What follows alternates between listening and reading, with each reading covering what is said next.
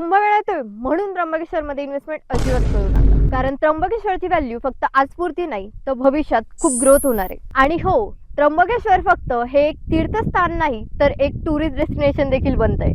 या सर्व टुरिस्ट पॉइंटच्या जवळ त्र्यंबकेश्वर पासून फक्त 7 किलोमीटर अंतरावर मी तुमच्यासाठी एकमेव प्रोजेक्ट घेऊन आली आहे. तो म्हणजे Shivalaya the hill view form. हा एक वेल प्लॅन गेटेड कम्युनिटी प्रोजेक्ट आहे जो टोटल 20 एकर मध्ये थॉटफुली डेव्हलप केलेला आहे. इथे तुम्हाला 10 ते 20 गुंठ्याचे प्रीमियम प्लॉट्स मिळतात.